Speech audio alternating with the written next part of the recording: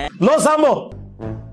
اور میرے والد حسب اور نسب نکالنے کے عالم تھے، ایڈا وڈا سرمایہ جڑا امت تو اٹھ گیا، اور جتنے بھی لوگ ان کے زمانے کے تھے وہ کہتے تھے انہوں نے کہا حضرت کو ٹھنڈے ہو، یہ کیڑیاں گلاں کر رہے ہو؟ کہ آپ کے ولی ہونے میں کوئی شک ہی نہیں۔ پیر شلوار شاہ میرے والد صاحب کو ہر سال حج کرنے کا شوق تھا، بہت چنگا نام ہے۔ اور میرے والد نے 40 حج کیے۔ انہوں نے کہا جی کیپٹن صاحب لو پھر جدہ آ گیا جی۔ تو ایک مرتبہ میرے والد صاحب حج کے لیے روانہ ہوئے پیدل، تو چلتے چلتے پیروں میں چھالے پڑ گئے۔ ایسے حالات میں بہتر یہی ہے کہ وقت رہتے انسان سترک ہو کر اپنے قدم پیچھے ہٹا لے، اور خون بہنے لگا قدموں سے۔ تو آپ نے قافلے والوں کو روکا نہیں کہ میری وجہ سے مت رکو، تم لوگ قافلہ آگے بڑھاؤ۔ لیکن میں نے ایسا کبھی نہیں سوچا میرے ساتھ ایسا ہوگا۔ اور جب اللہ نے چاہا اور مجھے طاقت دی، شفا ملی، تو میں پھر خود پیچھے سے آ جاؤں گا۔ نہ بھول جاؤ۔ تو اللہ نے ان کے دل پر یہ پیغام نازل کیا الہامی، اور پھر وہی جو ان کی کہانی تھی وہ چھوڑ دی انہوں نے۔ وہ کہتے ہیں کہ جی وہ بزرگ جو ہیں وہ انہوں نے اپنی کرامت دکھائی کہ وہ مدد طلب کرے سیدنا امام بدوی رحمت اللہ علیہ سے۔ ابلا ہوا انڈا مانگ رہا ہے۔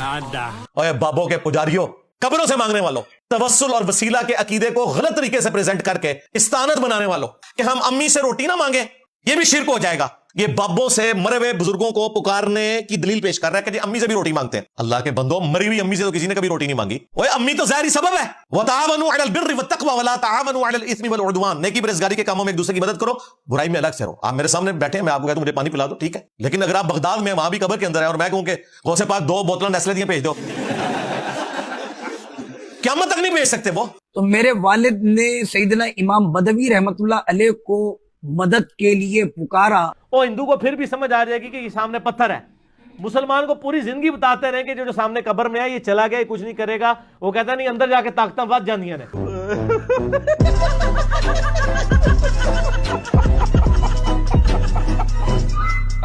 تو تھوڑی دیر میں ایک شخص اونٹ پر سوار ظاہر ہوا جا لو سامو، اور والد کے پاس آ کر کہنے لگا کہ کہتا انجینئر تو نہیں سنتے کدھرے، یہ اس بیابان صحرا کے اندر آپ بیٹھے کیا کر رہے ہیں؟ ویلے بیٹھے ہیں۔ تو انہوں نے کہا کہ میرے جو پیر ہیں ان میں چھالے پڑ گئے اور اس میں سے آپ دیکھیں خون بہ رہا ہے، تو جیلم تشریف لے آئے اور کہا کہ آ جاؤ میرے ساتھ، آپ بھی سواری پہ سوار ہو جائیں۔ اور میں آپ کو اندر کی ایک بات بتاؤں، تو والد صاحب جو ہے ان کے ساتھ سوار ہوئے اور پھر پہنچے کتنے یہاں تک کہ مدینہ شریف کا جو ہے وہ آغاز ہوا، تو وہاں تک پہنچ گئے یہ نہ مفتی صاحب کہانی نہ کرواؤ، اور کہا کہ یہ رسول کریم صلی اللہ علیہ وسلم کا شہر آ چکا ہے، آپ اتر جائیں۔ کہتا پھر ٹھیک ہے۔ تو والد صاحب نے کچھ ریال نکالے اور کہا کہ یہ آپ کو آپ کی اجرت کے طور پر میں پیش کرتا ہوں۔ اور نہ دیو انہوں پیسے ہو، خدا دا نہ جے رام نہ کریو۔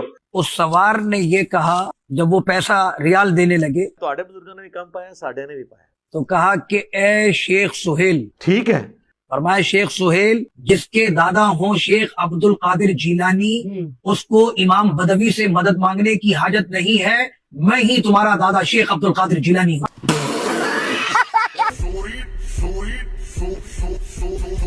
Ricardo, ya me